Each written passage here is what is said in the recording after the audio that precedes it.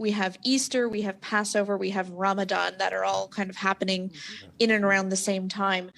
How are we supposed to justify to Quebecers that you are supposed to wear a mask in public and then have these family gatherings for holidays at the same time? Dr. Lontin? This is a very good question. Right now, we have to bear in mind that people acquire COVID from people that actually have COVID. And this is why we have really to take care of those that are more vulnerable, elderly or immunocompromised. And it comes with really two main measures.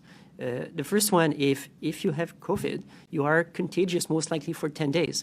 So we ask you to stay home for 5 days, but from day 6 till day 10, it's really important not to be in contact with those that are vulnerable. And this is especially important during the upcoming holidays. The second one is also if you have symptoms. If you have symptoms, stay home. Don't go and visit. Even though your tests are negative, they're not perfect. They don't become positive on day one either. So if you have symptoms, it's really important not to go and visit these people, especially during, again, the holidays. The mask in public spaces is maintained for after April 15 because to try to limit the contagiousness. But most cases are acquired actually from small gathering or from people you know. So it's really, really important to bear in mind that to protect those that are more vulnerable by be very cautious when you have symptoms or if you had the infection itself. Second question. Just to clarify then, so you're allowing small gatherings for these holidays, yet banning or you're extending the mask mandate at the same time, but you're also saying that most people get COVID from these small gatherings, correct? Yep. Yes. But okay, so why not then ban the small gatherings instead of extending the mask mandate?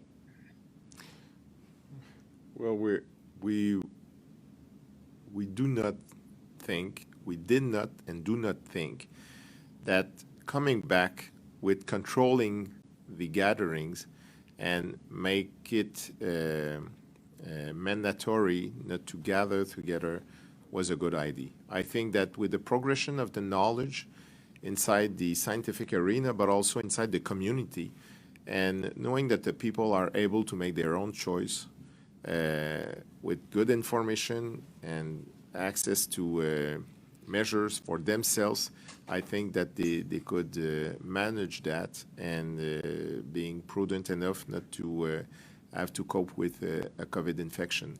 And this is how we progress with that, live with the virus. It's not live without thinking that there's a virus.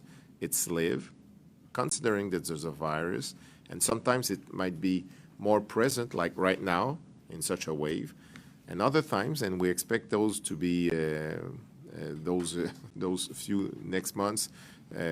Let's hoping that it will be in May or June and the rest of the year, that the level of contagiosity will be lower. So the capacity of managing their own risk will be different at that time. But for right now, as Dr. Lontin said, you're not contracting it because you're just walking outside. It's because mostly you're with people that have the infection. And those people have to be careful not giving it to others. And those that do not wish to have it should be careful with who they are.